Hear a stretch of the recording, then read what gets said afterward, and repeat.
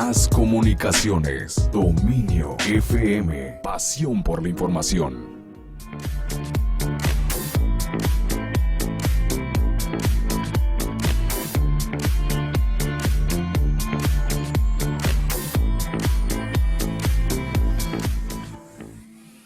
Bueno, pues una de las enfermedades que creíamos estaba prácticamente erradicada, resulta que no, resulta que se empezaron a dar brotes en diferentes lugares del mundo, en Estados Unidos de pronto, y en México ya tenemos casos también, y me refiero al sarampión. Lo interesante es ver qué fue lo que pasó, por qué si se consideraba completamente erradicada, ¿por qué otra vez de nuevo estamos batallando con esta enfermedad? ¿Tendrán acaso que ver algo aquí los grupos antivacunas? Pues bueno, esto y más lo veremos con la doctora Diana Gómez, pediatra y neonatóloga, que está con nosotros. Diana, ¿cómo estás? ¿Cómo te va? Hola, muy bien, gracias. Aquí en mi casa. Tranquila, todo tranquilo, disfrutando este periodo de distanciamiento, por lo que veo. Sí, digo, bueno, todavía trabajando, pero en la medida de lo posible, pues estar encerrado, ¿verdad? Salir lo mínimo indispensable. Hoy es importante hablar no solamente del COVID-19, que ha acaparado nuestras agendas las últimas 3, 4 semanas, hay quienes más, pero se nos ha olvidado que hay otras enfermedades también que tienen consecuencias importantes, como lo es el sarampión. Para entrar un poco en contexto, me gustaría nos recordaras qué es el sarampión, algo que platicábamos hace 30 años, que ahorita tenemos que volver a platicar de nuevo de este tema. Sí, efectivamente, el sarampión es una enfermedad que ha existido antes, o sea, durante años y años. En realidad, hay escritos desde el siglo IX, siglo X en Persia que lo explican, el sarampión. Y desde ahí siempre ha estado presente en la humanidad. Realmente en las Américas no tiene mucho tiempo aquí, bueno, a comparación de Europa, que siempre ha estado. Los europeos nos trajeron, junto con la conquista de esta enfermedad, antes de 1531 pues no existía aquí, y desde su llegada el sarampión ha sido una enfermedad muy recurrente, o sea, inclusive tenía brotes cada 2 o 3 años. Aquí los escritos en México de los que tenemos más noción es de 1922, es cuando empiezan, y hay escritos de que los años pares eran los años en los que el sarampión estaba más fuerte y los años nones no había tantos casos, que es lo que comentamos de la crisis que no era cada año, pero sí a lo mejor bianual o trianual se presentaban brotes muy importantes. Había muertes, o sea, realmente lo que comentan es de que había más o menos 35.800 casos al año, y de muertes pues había cerca de 6.700 anuales en México, de lo que se tiene registros, ¿verdad? Y esta es una enfermedad, pues... ¿Mande? ¿Puedes repetirnos cuántas muertes? Muertes anuales, por ejemplo, que se registraron de 1961 al 75 por año, eran 6.700 muertes por sarampión. Y casos, por sarampión, y casos que se presentaban al año eran 35.800 casos anuales, que son si lo pudiéramos comparar un poco con el COVID-19, con las cifras y con las estadísticas, Diana, ¿qué me puedes decir? Bueno, o sea, definitivamente el COVID-19 es una enfermedad nueva, entonces ahorita las cifras son pues muy bajas, ahorita estamos empezando apenas la curva ascendente, pero sarampión fue una enfermedad muy fuerte, una enfermedad que estaba presente, inclusive lo que comentan estos escritos es de que los pacientes se enfermaban principalmente los menores de 4 años, pero por ejemplo ya para los 15 años el 95.8% de la población ya había tenido sarampión, o sea, prácticamente es una enfermedad de la infancia, pero que a todo el mundo le daba, o sea, nadie se salvaba realmente de esta enfermedad, y pues causaba mucha discapacidad, o sea, causaba muerte, pero también discapacidad, o sea, el problema de sarampión no es solamente que te salen las ronchitas y la fiebre, es que puede evolucionar a una neumonía, infecciones de oído, también en esta época pues a lo mejor no había tanto antibiótico que podía ayudarnos con eso, pero sí causaba neumonías, causaba también,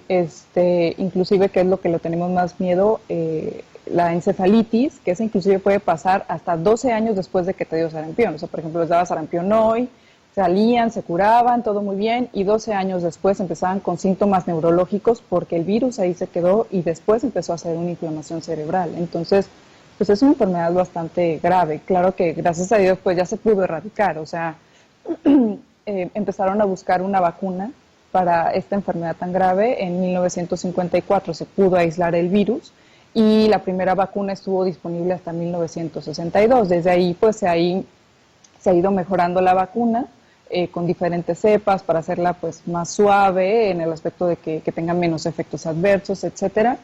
Y aquí en México la vacunación contra sarampión empezó en 1972, fue cuando empezó la vacunación aquí en México, pero era una vacunación bastante irregular, o sea, no tenían específicamente a quién vacunar, vacunaban inclusive a menores de 1 año, a pacientes de 6 meses de edad, no había suficiente vacuna, entonces las coberturas vacunales eran muy bajas, pero sí empezaron a ver un cambio en el comportamiento del sarampión, o sea, sí vieron que los casos disminuyeron y las muertes disminuyeron.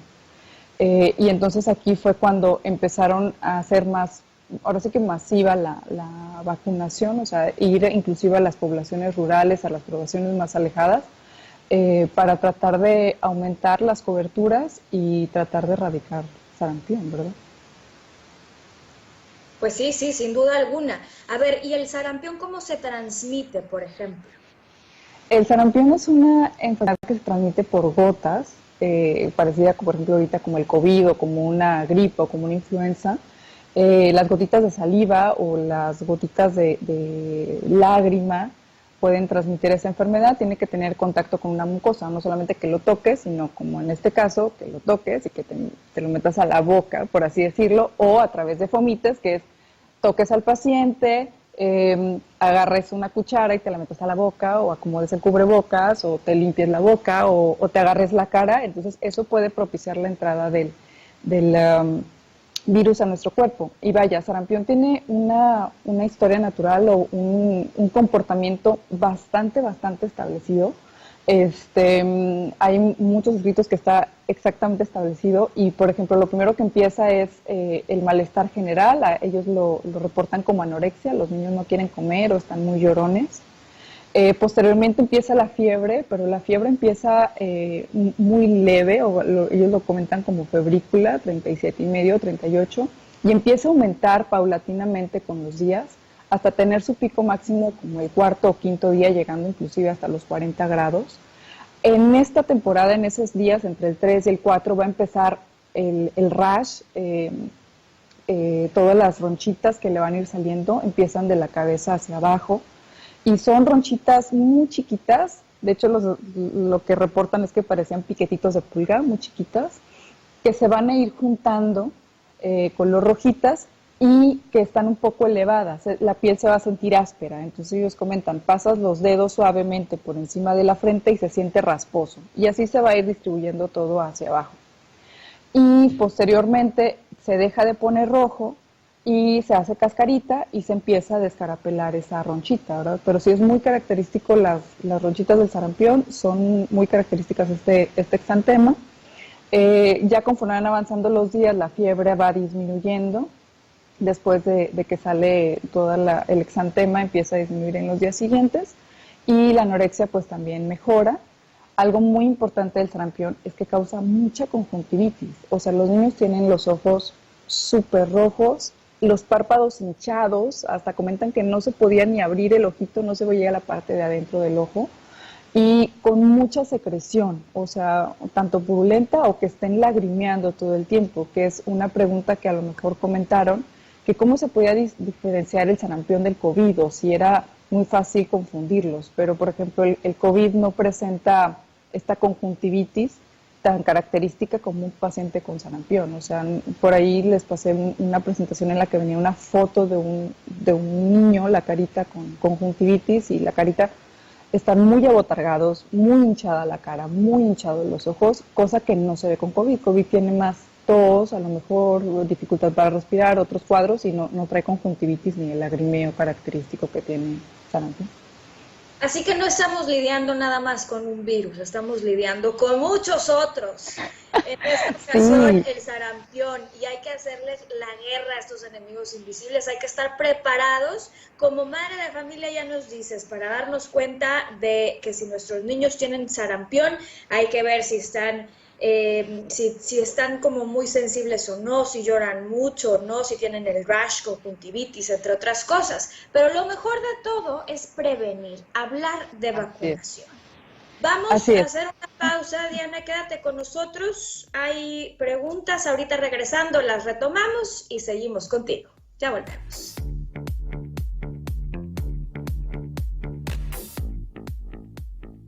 XHMSN, Dominio FM, pasión por la información. Inició el escenario 2 y lo mejor es quedarnos en casa. Pero si te urge salir, voy contigo. Soy Susana Distancia. Para comprar comida o medicina, que solo vaya una persona. En las filas, mantén 1,5 metros de distancia con los demás. Si tienes que pasear a un perro o a un bebé, guarda tu sana distancia. Nada de saludar de mano, beso ni abrazo. Y no olvides el estornudo de etiqueta. Si te cuidas tú, nos cuidamos todos. Quédate en casa. Gobierno de México. Juntos podemos detener el coronavirus. Quédate en casa. Protégete a ti y a los que te rodean. Para prevenir su contagio, limpia tu casa y oficina. Lávate las manos con agua y jabón o usa gel antibacterial. Si tienes alguna enfermedad respiratoria, no salgas. No toques tu cara y estornuda en el ángulo interno del brazo. Y recuerda no saludar de mano, beso ni abrazo. Cuídate. Cuida a los demás. Cámara de Diputados. Legislatura de la Paridad de Género. Amigas y amigos, ya está aquí la Semana Santa y el riesgo de contagio de COVID-19 aumentará de manera importante. Quiero pedirte que no salgas, no viajes, no arriesgues tu vida ni la de tu familia. Desafortunadamente, ya tuvimos el primer fallecimiento en Nuevo León. Como médico, te pido que te quedes en casa. Ayúdanos a disminuir la transmisión del virus. Esta Semana Santa, disfrútala en casa. Ayúdanos, estamos juntos en esto. Gobierno de Nuevo León. Pide tu súper para que te lo entreguen en tu casa o para recogerlo en la tienda Soriana de tu preferencia. Con superentucasa.com.mx o llamando al 822-01234. Recuerda, 822-01234. Haz tu pedido, tú decides si te lo llevan a tu casa o lo recoges en la tienda. En Soriana, somos familia con México. Yo, tú, él, nosotros, ustedes, ellos, todos nos cuidamos. Utiliza tu tiempo sabiamente. Practica la empatía y disfruta a tu familia. Quédate en casa. Consejo Estatal de Valores. Dominio FM, pasión por la información.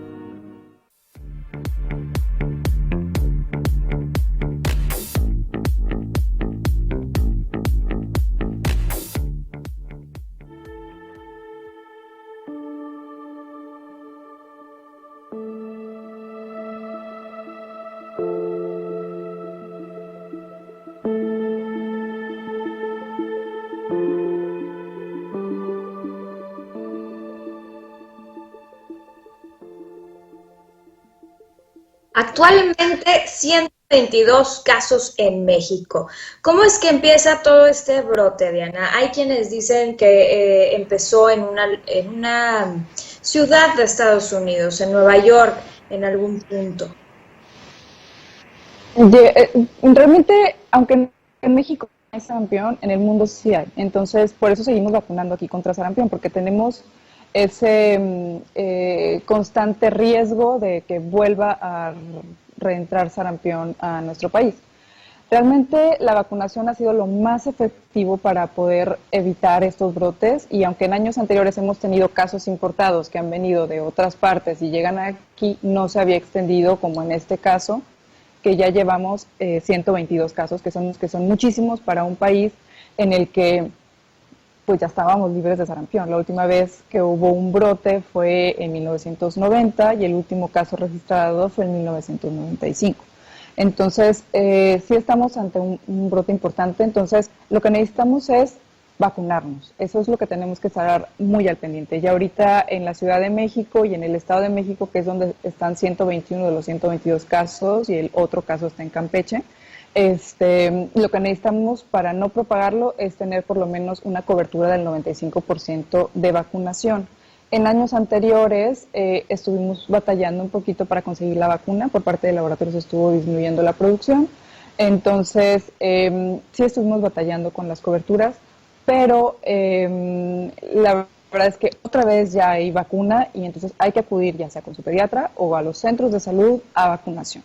Varias de las preguntas que ya nos están aquí compartiendo, me gustaría abordarlas en esta parte que nos queda de la plática. Una de ellas es ¿hasta qué edad nos puede dar la enfermedad? Realmente la enfermedad puede dar a cualquier edad, casi siempre daba en menores de 15 años y, por ejemplo, todas las personas que nacieron antes de 1972, muy probablemente ya les dio sarampión. Aquí el punto es, si no recuerdan si les dio sarampión o si no saben si tuvieron alguna vacuna, la indicación es que se tienen que vacunar por lo menos una dosis. No pasa nada si resulta que si después se entera de que un tío le dijo siempre sí te dio y no sé qué, no pasa nada si ya te había dado la enfermedad y te vacunas. La vacuna es bastante segura, entonces es preferible tener dosis extra a contagiarnos, porque lo que queremos es evitar las complicaciones.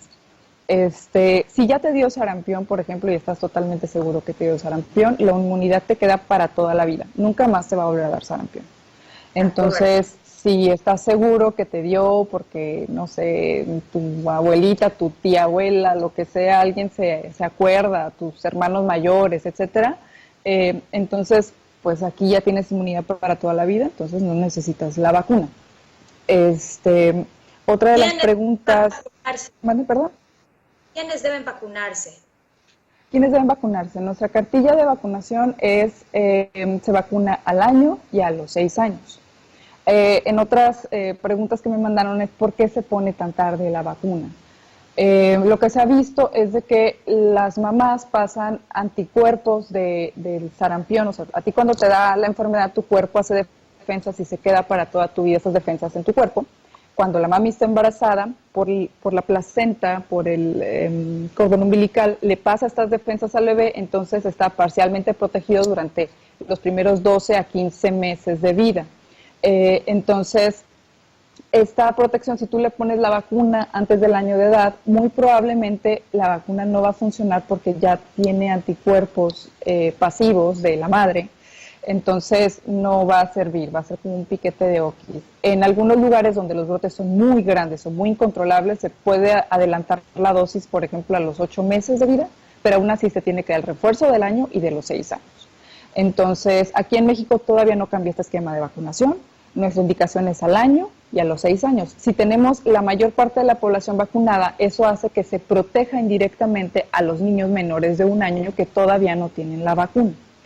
Entonces, ese es el motivo de por qué se pone un poquito más tarde. Digo, obviamente con los niños menores de 1 año o los niños chiquitos, pues sí se debe tener mucha precaución. A veces dicen, es que los pediatras son muy exagerados, pero sí mucha precaución. Si una persona está enferma, pues que no vaya a visitar al bebé o al niño, que se laven bien las manos, etcétera, porque uno como adulto ya nos dio la enfermedad, tenemos anticuerpos, pero los niños están nuevecitos, entonces cualquier bicho que vean, cualquier bicho que se les pega, al final de cuentas pues tenemos que cuidarlos eso hasta que hayamos tenido la vacunación. Y aquí con lo de la vacuna, porque también hay mucho de que quién más se tiene que vacunar. Por ejemplo, lo que te decía, en 1972 empezó a poner la vacuna, pero como no tenían bien claro a partir de qué edad, pues se ponían en niños muy chiquitos y como quiera se enfermaban, etcétera. Y ahí el esquema era una sola dosis. Después vieron que una sola dosis no era tan efectiva que poner 2 dosis. Una dosis te protege en un 94-96% y ya la segunda dosis, el refuerzo, aumenta hasta un 99%, que eso es lo que queremos. Otra pregunta es también si te puede dar sarampión con la vacuna. Sí te puede dar, digo, no hay nada que sea 100% efectivo, pero es bastante efectiva. Entonces el riesgo, la probabilidad que te dé sarampión es muy mínima y si te llega a dar, muy probablemente va a ser muy leve y no va a tener complicaciones. Pero sí, entonces te comentaba, en 1972 es una sola dosis, hay muy poquita vacuna.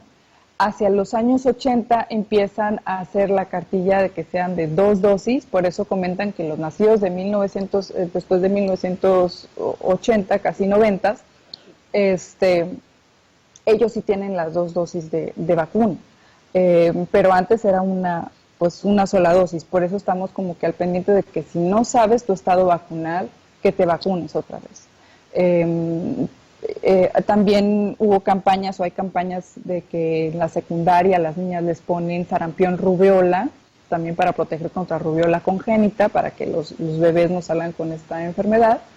Entonces seguramente varios tenemos varias dosis. O sea, yo en lo personal, mi mamá, que no sé cómo le hizo, pero tiene todas las cartillas de vacunación, tengo 3 dosis de sarampión rubiola o sarampión sola, pero no pasa nada si tienes dosis extra. O sea, es preferible que tengas dosis extra a dosis de menos, ¿verdad? Que no estés protegido. La vacuna es totalmente segura, Diana, porque hay quien habla de efectos secundarios y que te pueden dar otras enfermedades y ya sabes. No, la vacuna es bastante segura. La vacuna lo que sí puede causar pues es dolor donde te la aplicaste, que a lo mejor se vea rojito, en algunos casos puede dar fiebre, en algunos casos bien raros puede causar un poquito de ronchitas, pero en general es una vacuna bastante segura. No se puede poner en embarazadas porque esta vacuna es de virus vivos, entonces puede causar, y aparte está conjugada con rubiola, entonces que también es de virus vivos, entonces eso puede causar a lo mejor algún daño al bebé. Se pone en la población que no está embarazada o que dependiendo de cómo están de su inmunidad, si tienen las defensas muy bajitas, que eso ya lo verá algún paciente con VIH mal controlado o con, no sé, con quimioterapia, que traiga las defensas muy bajas, etcétera. Eso ya en esas condiciones especiales lo tiene que ver con su médico. Pero para la población en general, sana, los niños y todo, es totalmente segura, sí hay que ponérselo.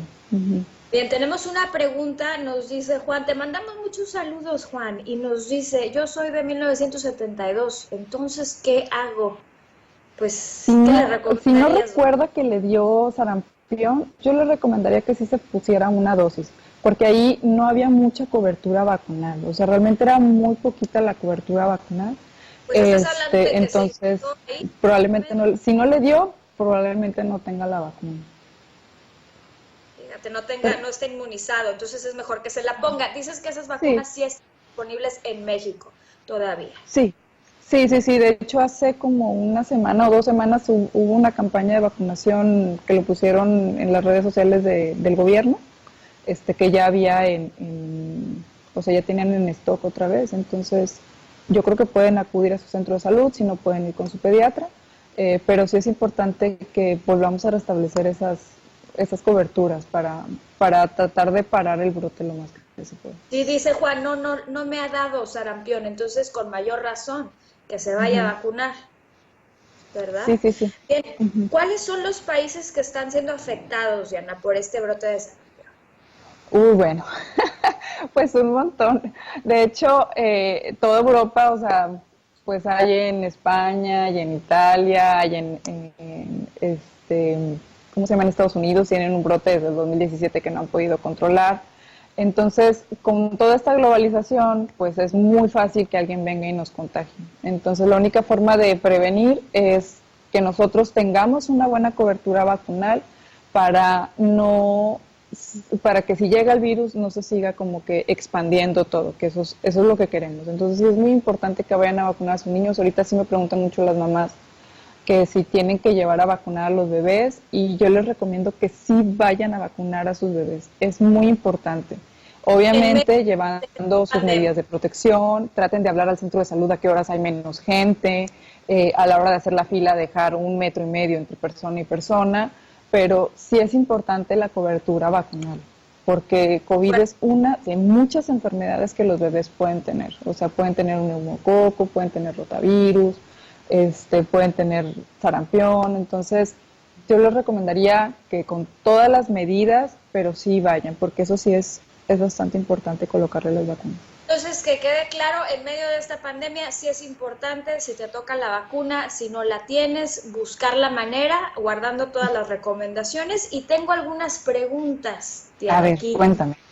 Dicen, buenos días, a mi hijo le tocaba una vacuna, en una ocasión fue tomada, solo que al parecer no se la tomó bien o no se la tomó toda. ¿Se la puede volver a tomar? Es para un niño de 1 año. ¿Hay vacunas tomadas? Yo pensaría Sí, que hay era vacunas tomadas. Ahí tendríamos que ver qué vacuna es. Si es rotavirus, rotavirus tiene un límite de edad de 8 meses. Entonces, esa rotavirus se pone a los 2 años, a los 2 meses, a los 4 meses y a los 6 meses. Si se te pasó, etcétera, ya no se recomienda poner porque puede haber efectos adversos en la población más grande. Otra de las vacunas que son tomadas es la de la polio oral. Esa únicamente se pone en campañas de vacunación. Entonces, sí se pone en los pacientes de 1 a 5 años con fines pues epidemiológicos. Pues como quiera, la de la polio es tomada y también tiene esa es como un refuerzo, porque la que le ponemos normalmente a los niños es la inyectada, viene en la pentavalente, ahí viene polio. Entonces yo creo que en tu caso específico pues habría que ver su cartilla de vacunación, habría que ver al niño y ver si se tiene que volver a poner o es la que se pone en las campañas, que es la de la polio. Ahí está, Abraham. Lo primero que hay que saber es qué vacuna fue para poder discutir si se pudiera volver a poner o no. Y otra pregunta, nos dicen, los adultos ya no podemos ir al pediatra, pero podemos recurrir con nuestro médico de cabecera, ¿o qué hacemos? Porque ahorita dijiste que todos fuéramos al pediatra, ¿qué hacemos? Ay, perdón, pues es que soy pediatra, pero vaya, hay médicos, para aplicarte la vacuna puedes ir con el pediatra, o sea, el pediatra sí puede aplicar vacunas de adultos, a lo mejor no puede consultarte porque estamos medio oxidados en ver adultos, pero si necesitas la vacuna sí puedes ir con un pediatra, si no puedes ir a tu centro de salud y obviamente pues tu seguimiento con tu médico familiar o tu médico general con quien vayas, pero sí puedes acudir. De acuerdo, pues muchísimas gracias. Les mandamos saludos a Abraham Flores, a Juan Aguilar, a todos los que han estado muy pendientes. Les recordamos que estamos en Facebook totalmente en vivo para que nos escriban, nos sigan escribiendo sus comentarios y sus inquietudes. Diana, déjanos por favor tus datos, tus redes sociales. Estoy en Facebook como doctora Diana Gómez, también estoy en Instagram, ahí subo información y pues me encuentro en Muguerza Sur, ahí es donde estoy consultando. Muguerza Sur, de acuerdo, un abrazo virtual, gracias. Gracias, abrazos, bye.